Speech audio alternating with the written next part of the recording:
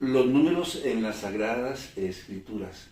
Es claro que los números, o la numerología, como lo llaman algunos, suele darle vida al estudio de las Sagradas Escrituras, como que le da un valor agregado. Sin embargo, para que los números en las Sagradas Escrituras adquieran un sentido representativo, un carácter representativo o simbólico, por así decirlo de alguna manera, los números deben estar asociados a la consistencia de Dios, donde Dios no la ocurrencia la que le da esa posible representación. Por la consistencia de Dios, bueno, Dios está constantemente estableciendo patrones y repeticiones en las Sagradas Escrituras. A veces se le llama a el principio de la confirmación. Una vez que Dios establece que un número tiene tal o cual representación, lo repite una y otra vez. A eso es lo que nos estamos refiriendo con la consistencia de Dios. Por lo tanto, en este video y a continuación, vamos a tratar de establecer el posible significado de los números, al menos del 1 al 10, según, ya dijimos, la consistencia de Dios. Por ejemplo, el número 1. El número 1 nos habla o nos recuerda de la existencia de un solo Dios. De un solo Dios. ¿Qué dice la palabra de Dios en el libro de Deuteronomio, en el capítulo 6, en el versículo 4?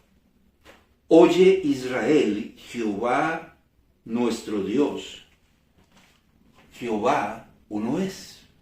Entonces el uno, por regla general, nos recuerda la existencia de un solo Dios. Yo creo que no es tan difícil llegar a esta conclusión. Sin embargo, muchos usan la expresión uno para negar, en este caso, la existencia de la Trinidad, o sea, del Padre, del Hijo y del Espíritu Santo. Cuando en realidad aquí, en el libro de Deuteronomio, en el capítulo 6, en el versículo 4, el vocablo hebreo usado es el chat, ¿verdad? O el hak, ¿verdad? Si lo pudiéramos pronunciar de alguna manera. Que se usa de manera cualitativa. Que se usa de manera cualitativa. Y quiere decir algo así como el primero, pero hablando de el primero en gloria, en magnificencia, por decirlo así. El primero en gloria. Dando a entender que Dios es el único Dios. O sea, no hay más dioses, no hay más deidades. Dios es el único Dios verdadero y no hay otro. Isaías capítulo 45, versículos 5 y 6, nos dice el profeta: Yo soy Jehová, y ninguno más hay. No hay Dios fuera de mí. Yo te ceñiré aunque tú no me conociste, para que se sepa desde el nacimiento del sol y hasta donde se pone que no hay más que yo Jehová, y ninguno más que yo. ¿De qué está hablando la palabra de Dios? La palabra de Dios nos está recordando en el número 1, bueno, que solo existe un Dios, o sea, no hay más deidades. Pueden haber ídolos, los ídolos de las naciones, que son adorados y venerados por las naciones, pero no son dioses, son nada más deidades, ídolos, personas o cosas que son considerados por los demás como seres superiores, pero un Dios solo hay uno.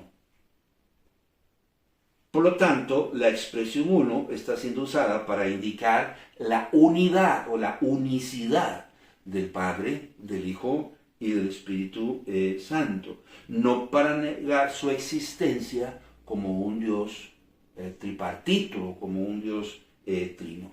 Vaya conmigo, por favor, ahí mismo al libro de Isaías, al capítulo 44, al versículo 6. Así dice Jehová Rey de Israel, y su Redentor, Jehová de los ejércitos. Yo soy el primero y yo soy el postrero, y fuera de mí no hay Dios. ¿Quiénes dijeron? Según el profeta, Jehová, Dios de Israel, y su Redentor, dice Jehová de los ejércitos. De manera que la expresión uno en Deuteronomio en el capítulo 6, en el versículo 4, no está negando la existencia de un Dios trino, sino más bien la unicidad de ese mismo Dios. Recordamos, por ejemplo, en San Juan en 10, en el versículo 30, cuando el Señor dijo, el Padre y yo, ¿qué cosa? Uno somos. ¿Cómo? Sí, Él dijo, el Padre y yo, uno somos.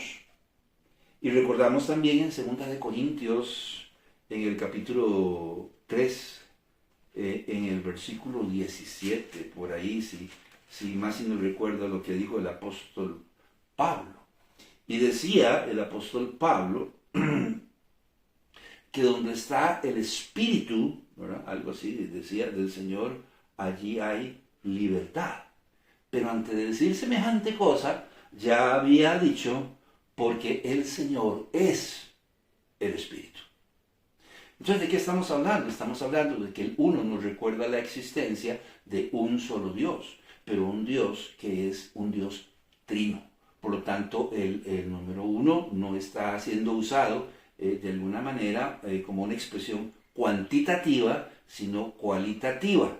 Él es el único Dios y un Dios trino que está unido, ¿verdad? Hablando de la unicidad de Dios.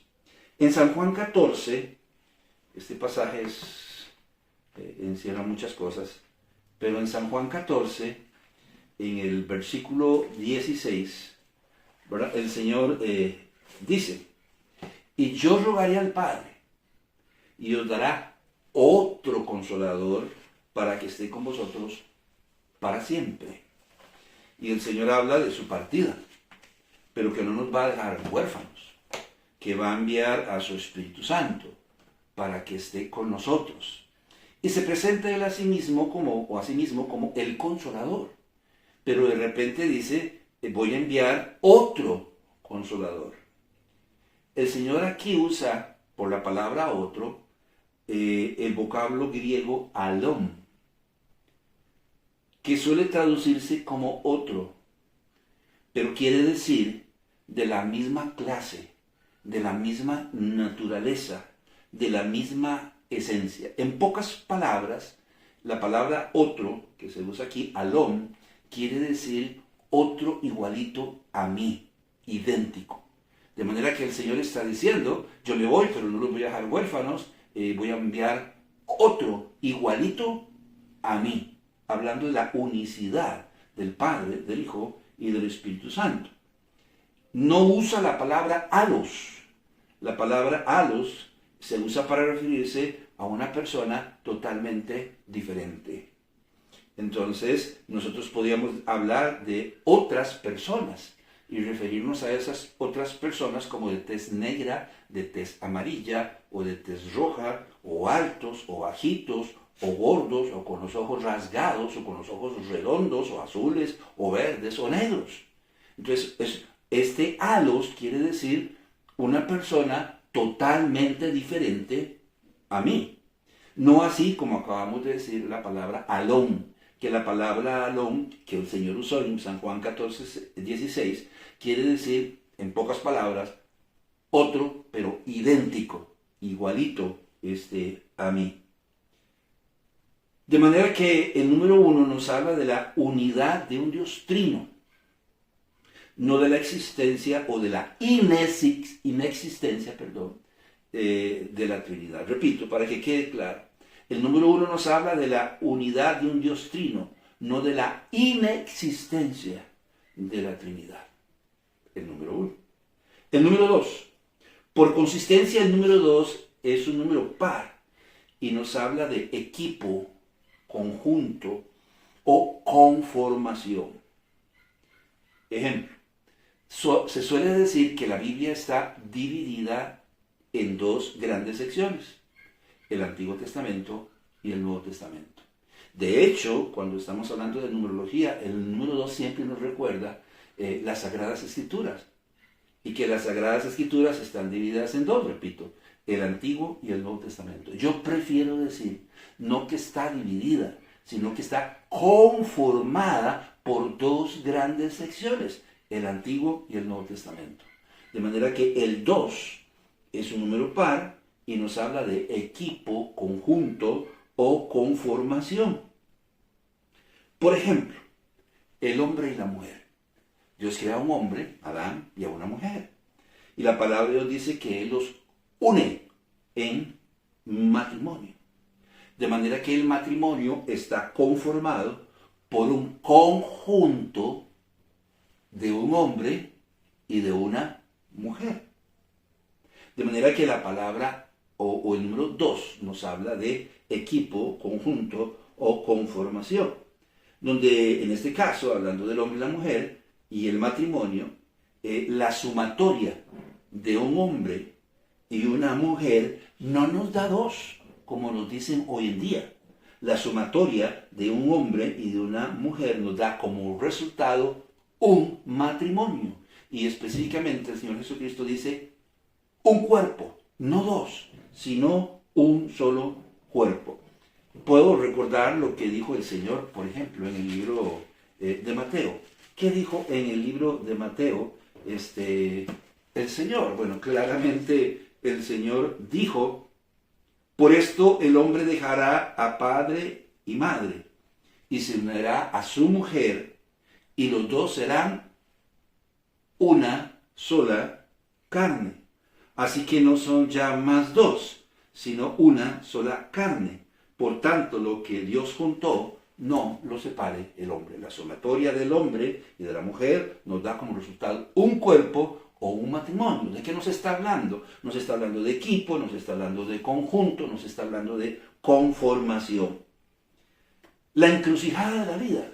La encrucijada de la vida también está conformada por dos elementos, el bien y el mal. El árbol de la vida, si se quiere, o el árbol de la ciencia del bien y del mal. Dios, por un lado, y Satanás, por el otro. La vida y la muerte, la bendición y la maldición. Deuteronomio capítulo 30, será por eso que Moisés habla así. Deuteronomio capítulo 30, versículo 19. Dice Moisés, o el Señor hablando a través de Moisés, a los cielos y a la tierra llamo por testigos hoy contra vosotros, que os he puesto delante la vida y la muerte, la bendición y la maldición. Escoge pues la vida para que vivas tú y tu descendencia. Dos opciones y nosotros debemos escoger.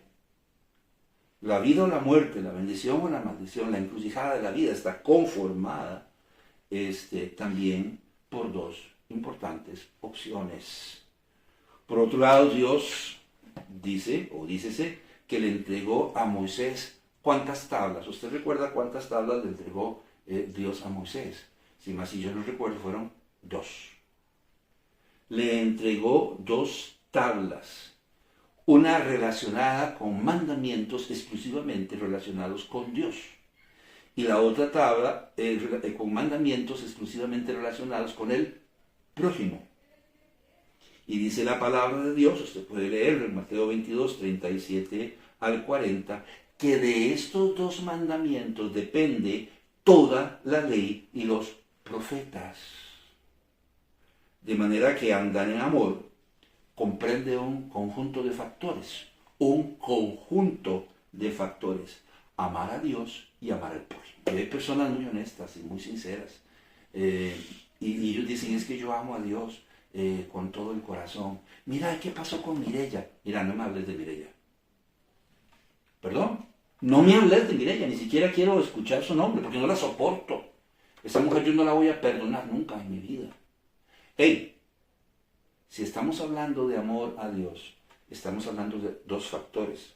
O más bien, si estamos hablando de amar, estamos hablando de dos factores. Uno es amar a Dios y otro es amar al prójimo.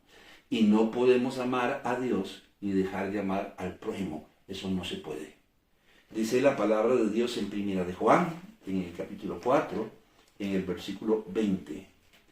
Es el apóstol Juan hablando. Primera de Juan, capítulo 4, versículo 20. Si alguno dice, yo amo a Dios y aborrece a su hermano, es mentiroso. Pues el que no ama a su hermano, a quien ha visto, ¿cómo puede amar a Dios a quien no ha visto? Entonces no podemos decir que yo amo a Dios y aborrezco al hermano. Lea toda la carta de Primera de Juan, porque de eso es lo que está hablando Juan. No puede ser que yo ame a Dios y aborrezca a mi hermano. Porque el amor en las Sagradas Escrituras está conformado por dos factores esencialmente importantes: el amor a Dios y el amor al prójimo, como las tablas de la ley que Dios le dio a Moisés. Es imposible que una persona diga amar a Dios y no pueda amar a su prójimo. De manera que el número 2 nos habla de equipo, conjunto, conformación. El número 3, por consiguiente, el número 3, que es un número primo, nos habla de la unidad perfecta. Se lo voy a poner así. En un juicio, si hay 3 jueces, 2 podrían estar de acuerdo y 1 no. Entonces serían 2 contra 1. ¿De acuerdo? Serían 2 contra 1. Sin embargo, cuando estamos hablando de Dios, lejos de estar divididos, o lejos de estar Dios dividido, está perfectamente unido. No hay contradicción entre lo que el Padre tenga que decir con respecto a lo que el Hijo tenga que decir, con respecto a lo que el Espíritu Santo tenga que decir. Entonces el número 3, así casi que instintivamente, nos va a recordar la Trinidad. Pero más que la Trinidad, nos va a recordar la unidad perfecta que existe entre el Padre, el Hijo y el Espíritu Santo. En Juan, por ejemplo, en el capítulo 17, en el versículo 22 al 23, dice el Señor: la gloria que me diste yo les he dado, para que sean uno, así como nosotros somos uno. Yo en ellos y tú en mí, para que sean perfectos en unidad, para que el mundo conozca que tú me enviaste y que los has amado a ellos, como también a mí me has amado. El Señor está orando en el libro de San Juan, en el capítulo 17, y está orando para que los creyentes, para que la iglesia sean uno, como Él y el Padre son ¿qué? Uno, y habla de la unidad perfecta, yo en ellos y tú en mí, para que sean perfectos en unidad. Y si es cierto, el número 3 nos habla o nos recuerda la Trinidad, pero nos habla de la perfecta unidad, o de una unidad perfecta, donde 2 podrían ser mayoría y estar contra el tercero. Sin embargo, con respecto a la Trinidad, ellos no están divididos, están perfectamente unidos. Una unidad expresada en el nombre Elohim, en el Antiguo Testamento. Nombre que suele traducirse como Dios. Entonces dice, en el principio creó Dios los cielos y la tierra. En el original diría Elohim, ¿verdad? Entonces es la palabra que suele traducirse Dios. Y que es el plural del vocablo hebreo aloha. Aloha es el singular, que también suele traducirse como Dios y se usa para referirse a otras deidades, a ídolos, por ejemplo, a segundas o a terceras personas que por lo demás pueden ser considerados como seres superiores. La pregunta aquí es por qué el autor usó Elohim, que es el plural, y no Eloha, que es el singular. El sentido común dicta que debió haber sido Eloha. Bueno, porque Elohim expresa el carácter trino de Dios. Ejemplo, En Génesis 1:26, ¿qué dice? Y dijo Dios, o sea, Elohim, hagamos al hombre a nuestra imagen y conforme a nuestra semejanza. ¿Cómo? Sí, y dijo Dios, hagamos al hombre a nuestra imagen y conforme a nuestra semejanza. Y en Génesis, en el capítulo 3, en el versículo 22, y dice Dios, bueno, ahora el hombre es como uno de nosotros. ¿Quién dijo? Dios. ¿Y qué dijo? Que el hombre es como uno de nosotros. En el capítulo 11, en el versículo 6 al 8 también del libro de Génesis, dice la palabra de Dios, y dijo Dios, o dijo Jehová, descendamos y confundamos. Recuerda, en la torre de Babel. ¿Cómo que descendamos y confundamos? ¿Quién dijo? Dios. ¿Quién dijo? Jehová. ¿Qué cosa dijo? Descendamos y confundamos. Y en el libro de Isaías, teniendo una conversación Dios con Isaías sobre la problemática en el mundo, digo yo, y de repente dice Dios, ¿y quién irá por nosotros? La expresión Elohim, el nombre Elohim, es usado en el libro de Génesis porque expresa el carácter trino de Dios. Simple. Otro ejemplo sería el que encontramos en Primera de Juan, en el capítulo 5, en el versículo 7 al 8. ¿Qué dice Juan en Primera de Juan 5, 7 al 8? 3 son los que dan testimonio en el cielo, el Padre, el Hijo y el Espíritu Santo. Y el 3, aunque nos recuerda la Trinidad, nos está hablando de la perfecta unidad o de la unidad perfecta. No hay contradicción entre ninguna de estas 3 divinas personas. Entre las declaraciones de estos 3 testigos el testimonio relacionado con la salvación. ¿Qué dice Primera de Juan, capítulo 5, en el versículo 11? Ya había dicho en los versículos anteriores, en el versículo 7, si más no recuerdo, que 3 son los que dan testimonio en el cielo, el Padre, el Hijo y el Espíritu Santo. Y ahora de repente dice en el versículo 11, y este es el testimonio, que Dios nos ha dado vida eterna, y esta vida está en su Hijo. ¿Puso usted atención? ¿Pude hacerlo yo bien? ¿Pude transmitir correctamente la idea? En el versículo 7 y 8 está diciendo que 3 son los que dan testimonio en el cielo, el Padre, el Hijo y el Espíritu Santo. Y de repente en el versículo 11 dice, y este es el testimonio que Dios nos ha dado, vida eterna, y esta vida está en su Hijo. Y este es el testimonio que Dios, o sea, que el Padre, el Hijo y el Espíritu Santo, nos ha dado. De manera que el número 3 nos recuerda la Trinidad, pero nos habla de la unidad perfecta, del testimonio perfecto, de la relación perfecta, de lo justo, imparcial, entre otras cosas de las que podíamos posteriormente hablar aún más. El número 4. Por consistencia, el número 4 nos habla de la tierra, lo natural, lo terrenal o terreno. De ahí que el número 4 en las Sagradas Escrituras aparece relacionado con las 4 estaciones, los 4 puntos cardinales, los 4 elementos naturales, la tierra, el aire, el fuego, el agua, los 4 vientos, ¿verdad? El este, el oeste, el norte y el sur, los 4 ríos en el jardín del Edén, el Pisón, el Gihón y el Equel y el Éufrates.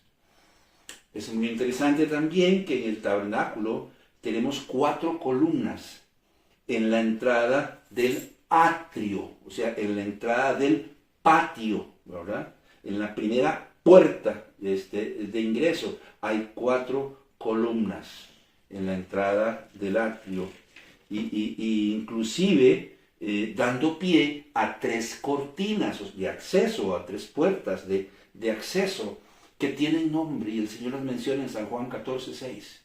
¿Y qué dijo el Señor?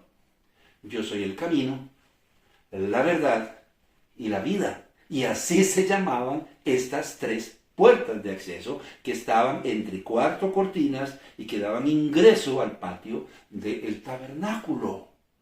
El Señor está diciendo en otro pasaje, yo soy ¿qué cosa? La puerta. El que por mí entrare será salvo. Tenemos también en el tabernáculo 4 colores. Si usted recuerda, el púrpura era el color más caro. Por eso era el color que representaba la realeza hasta el día de hoy. El púrpura es el color que usan los reyes en sus capas. Por ejemplo, el carmesí de rojo de grana era una tinta que era extraída al machacar las hembras de un insecto que llamado kermes. ¿Verdad? Usted lo puede leer en Isaías 1:18. El lino torcido, que para todo efecto el lino torcido era blanco y se extraía de las fibras de la planta del lino o de linaza, de esa linaza que consumimos nosotros a veces. Usted puede verificar esto en Apocalipsis, en el capítulo 19, en el versículo 14, ¿verdad? Que está hablando de lino finísimo, blanco, dice. El azul, el color perfecto, puro, un color tan magnífico y trascendente que era casi imposible de describir, y nos habla del cielo, y nos habla de procedencia o divinidad. En este caso nos habla de la procedencia del Hijo del Hombre. El campamento, cuando Moisés y el pueblo en el desierto llegaban a algún lugar, se iban a detener si la columna de fuego, la columna de humo se detenía. Y si se detenía, en ese lugar había que levantar el tabernáculo, ¿verdad? El santuario. Una vez que levantaban el santuario, todo el pueblo debería repartirse en 4 campamentos, ¿verdad? Como una cruz. O sea que si usted pudiera en ese momento haber tenido ¿cómo es que se llama? Un dron, ¿verdad? Y tener una vista aérea, entonces usted vería el tabernáculo, un campamento arriba, un campamento abajo, un campamento de un lado y otro campamento del otro lado, que hace alusión a la cruz. Interesante porque el tabernáculo, todo está relacionado con la persona del Señor Jesucristo. Igual que la cruz que se conformaba cuando la noche que murieron los primogénitos. Recuerda que iba a pasar el ángel de la muerte, entonces Dios le dice a Moisés, sacrifiquen un cordero, tome la sangre y pónganla en los dinteles de la puerta, arriba, abajo, en un extremo y del otro. Y si usted ve los puntos que se forman, una cruz. Lo mismo sucedía con el campamento de la nación de Israel. Tenemos también los 4 evangelios, Mateo, Marcos, Lucas y Juan, que nos hablan de 4 perspectivas diferentes de la misma persona, de la persona del Señor Jesucristo. Tenemos los 4 seres vivientes con diferentes rostros, león, cordero, hombre y águila, mencionados no solo en Ezequiel, sino también en el libro de Apocalipsis, que como ya dijimos, representan las 4 perspectivas del Señor Jesucristo, o del ministerio del Señor Jesucristo. ¿Quién era rey? Mateo, ¿verdad? ¿Quién era sacerdote? ¿Quién era hombre? ¿Y quién era Dios? Y todo estaba relacionado con una expresión que es el Hijo del Hombre. Toda esta información nos permite crear un cuadro comparativo y saber que el Señor Jesucristo ha venido a auxiliar y a redimir al hombre. Por ejemplo, Mateo, ya lo dijimos. ¿De qué nos habla Mateo? Del rey, del cumplimiento de todas las profecías del Antiguo Testamento, el rey. ¿Y con qué animal se representaba a un rey? El león. ¿Y con qué animal se representa al Señor Jesucristo? El león de la tribu de Judá, ¿verdad? El color real era el púrpura, ¿verdad? Y esto nos habla de procedencia, realeza. Si hablamos de Marcos, la perspectiva del ministerio del Señor Jesucristo sería sacerdote, ¿verdad? Marcos nos presenta al Señor Jesucristo como un sacerdote. ¿Y qué animal representa la labor y el trabajo de un sacerdote? Un cordero, ¿verdad? Sería el animal. El color sería el carmesí y la procedencia sería un redil. El cordero de la expiación debería ser separado desde el día 10 y sacrificado el día 14. Y resulta que el Señor es el Cordero de Dios. ¿Y de dónde estaba el redil de los sacerdotes? ¿Dónde tenían las ovejas? En Belén, que es casa de pan. ¿Y de dónde vino el Señor? De Belén. Lucas nos habla de un modelo, ¿verdad? ¿Cuál ser representaría? Bueno, el hombre. Estamos hablando de los 4 seres vivientes, ¿verdad? El león, el cordero, en este caso, el hombre. ¿Cuál sería el color? El blanco, ¿verdad? Y la procedencia de la tierra. Entonces Lucas nos habla a nosotros de un hombre, el hombre perfecto, que es nuestro modelo, y que este modelo nos induce a nosotros a andar de blanco, no sucios, ni manchados, ni contaminados con el pecado. La procedencia es, el Hijo del Hombre procede de la tierra, ¿verdad? Juan, bueno, la perspectiva es Dios. Juan nos habla del Hijo de Dios, en tanto Lucas nos habla del Hijo del Hombre, Juan nos habla del Hijo de Dios. ¿Cuál ser o animal representaría el Dios del cual habla Juan? El águila. ¿Cuál es el color? El perfecto, azul. Y la procedencia es celestial, como el águila. Entonces vea qué interesante, que aunque el 4 nos habla de lo terreno, de lo terrenal, ¿verdad? De lo que procede básicamente de la tierra, el número 4 en las Sagradas Escrituras está estrechamente relacionado con la obra redentora de Cristo. 4 perspectivas que aparecen en el Antiguo Testamento y que son complementadas en el Nuevo Testamento.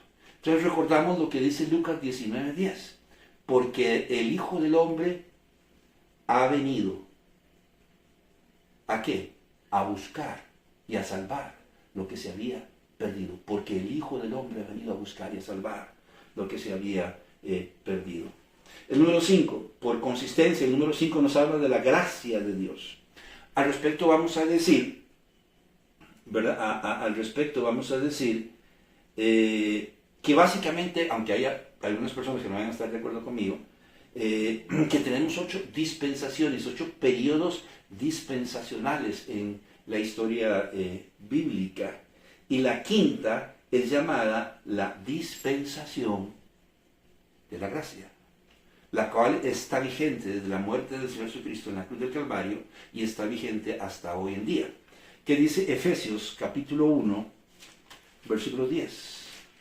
De reunir todas las cosas en Cristo en la dispensación del cumplimiento de los tiempos, así las que están en los cielos como las que están en la tierra.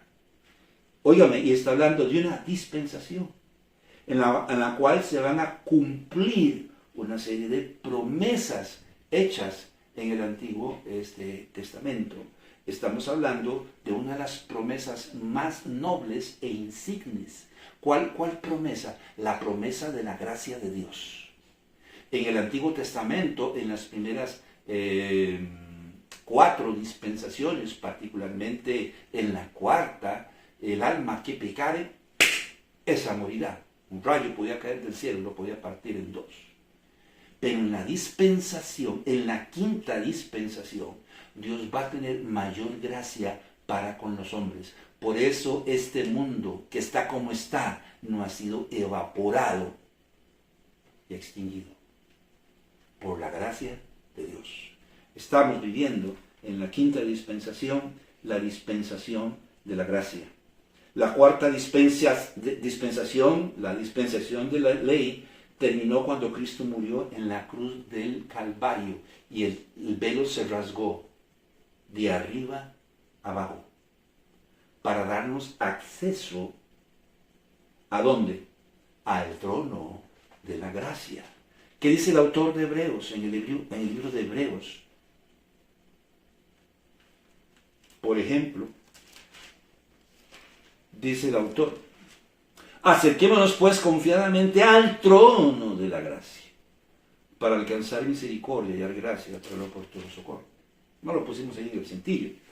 Pero en Hebreos 10, 19 al 20, sí dice, concretamente: Así que, hermanos, teniendo libertad para entrar en el lugar santísimo por la sangre de Jesucristo, por el camino nuevo y vivo que Él nos abrió a través del velo, esto es de su carne. Entonces el número 5 nos habla de la gracia de Dios. Y la quinta dispensación en la que estamos viviendo se llama la dispensación de la gracia. De ahí que al número 5 se le dice que es el número de gracia. 5 eran las columnas de acceso al lugar santo en el tabernáculo. O bien sea, a Dios se tiene acceso por medio de su gracia. Uno de los ejemplos más relevantes lo encontramos en Juan, en el capítulo 5, en el versículo 1 al 16. El ejemplo más relevante lo encontramos en Juan, en el capítulo 5, en el versículo 1 al 16. Le narro el detalle.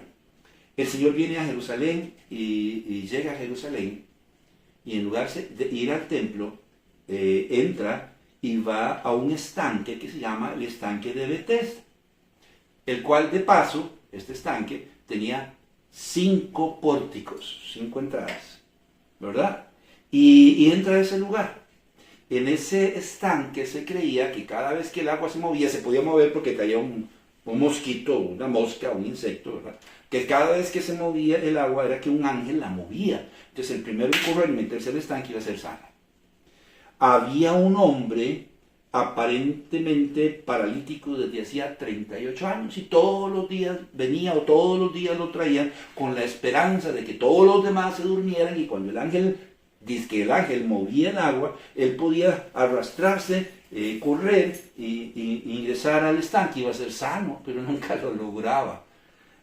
Bueno, el Señor viene a Jerusalén, en lugar de ir al templo, entra a Jerusalén, se desvía y va al estanque de Betesda y busca a este hombre y le pregunta si quiere ser sano. Oiga, qué pregunta. Y por supuesto, y el Señor lo sana, y el Señor se va y el hombre sigue con su vida. El Señor lo sana, aún sabiendo que este hombre era un hombre ingrato y le iba a traicionar. ¿Cómo se llama esto? Gracia. Juan, capítulo 5, versículo 15 al 16. Juan, capítulo 5, versículo 15 al 16. Dice la palabra de Dios.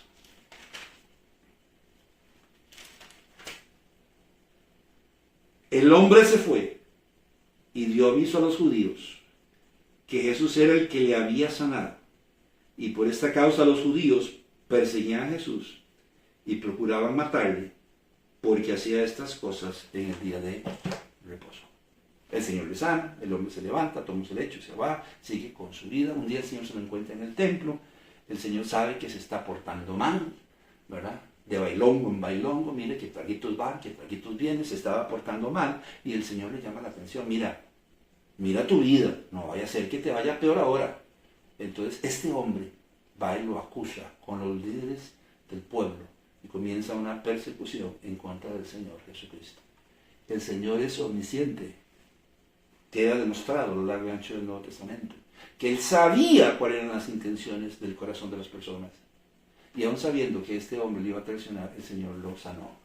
Eso se llama gracia. El número 6. Por consistencia, el número 6 es considerado el número del hombre, quien fue creado el sexto día. Si el número 7 es el número perfecto, es el número de Dios, el número 6 es 7 menos 1.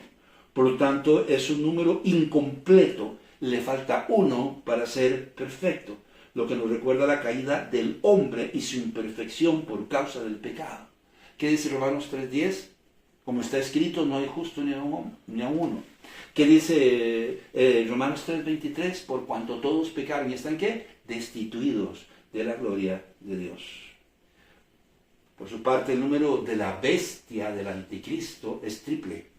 Y es 6, 6, 6. Un 6 por cada miembro de la trilogía satánica. Satanás o el gran dragón escarlata, el anticristo, la bestia, y el falso profeta. Eso es lo que dice la palabra de Dios en el libro de Apocalipsis, en el capítulo 13. El número 7, por consistencia, el número 7 nos habla de la perfección de Dios. quien creó todas las cosas en un lapso de 7 días. 7 eran los brazos que tenía el candelabro de oro que alumbraba el lugar santo en el tabernáculo, que representaba la divinidad de Dios. 70 veces 7 se debe perdonar al hermano que te ofende, dijo el Señor. O sea, cuando llega a 70 veces 7 más 1, ya no lo perdonas. No, si el número 7 es perfección, está hablando de un perdón cíclico, con un ciclo perfecto, o sea, siempre. 70 veces 7, 70 veces perfectamente, podría estar diciendo. El número 8, por consistencia, el número 8 nos habla de un nuevo comienzo. Después de que Dios destruyó el mundo con el diluvio, un nuevo comienzo. ¿Y con quién comenzó el nuevo mundo? Bueno, con un hombre y su esposa, Noé y su esposa, y sus 3 hijos y sus 3 esposas. Sume. ¿Cuánto le dio? Con 8 personas. El Señor destruyó el mundo y empieza un nuevo mundo. ¿Con cuántas? Con 8 personas. Si los últimos días van a ser como los de Noé, después de la 7ª dispensación, la dispensación del juicio, que es llamada la tribulación, después de la tribulación habrá un nuevo comienzo. Vamos a entrar, en un nuevo periodo dispensacional, en una 8ª dispensación, la dispensación del reino de Dios, dividida en 2. El reino milenial, 1000 años para el pueblo de Israel, y el reino eterno. En el reino eterno, Dios va a crear nuevos cielos y una nueva tierra. La ciudad santa de Jerusalén va a descender del cielo para dar lugar al reino eterno de Dios. Segunda de Pedro, capítulo 3, versículo 13. Segunda de Pedro, capítulo 3, versículo 13. Dice el apóstol Pedro: pero nosotros esperamos, según sus promesas, cielos nuevos y tierra nueva, en los cuales mora la justicia. Dice que esperamos cielos nuevos y tierras nuevas, dice según sus promesas. Promesas que encontramos en Isaías 65, 17 o en Isaías 66, 22. Bueno, un día el Señor va a renovar todo. Lo va a quemar primero, lo va a renovar todo. Cielos nuevos, tierra nueva, ríos, mares, no sé. Bueno, dice que el mar no va a existir más. Va a ser un paraíso. Todo el planeta Tierra va a ser un paraíso perfecto. La ciudad santa de Jerusalén va a descender del cielo. Y vamos a reinar con Cristo por los tiempos y tiempos de la eternidad.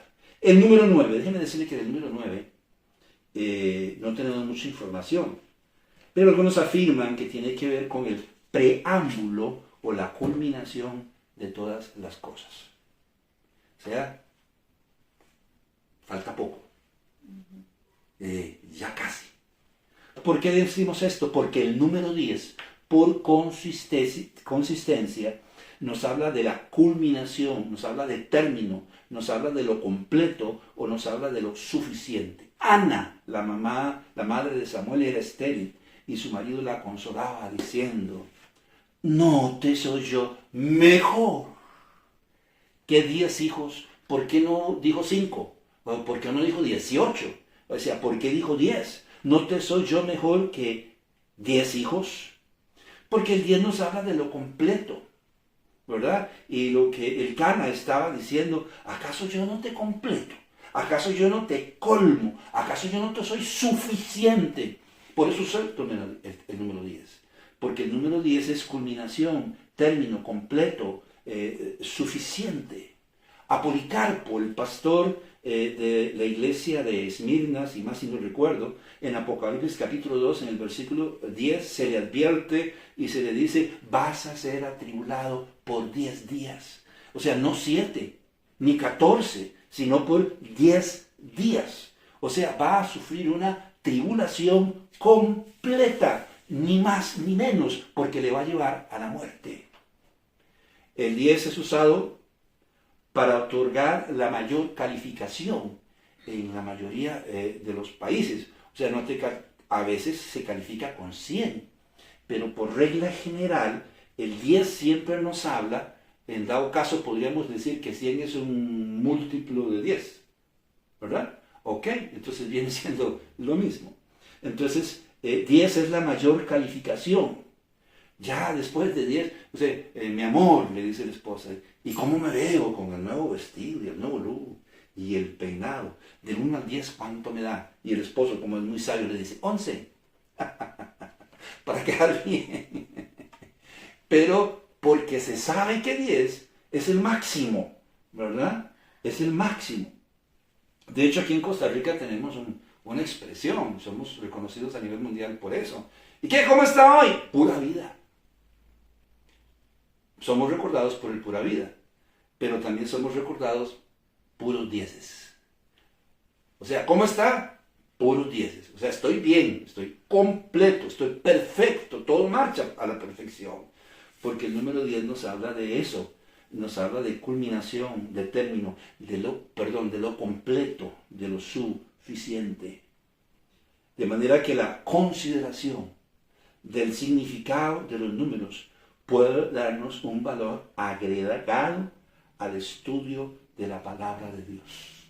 El 9 es, ya está por llegar al final. ¿Qué dijo el Señor? Consumado es.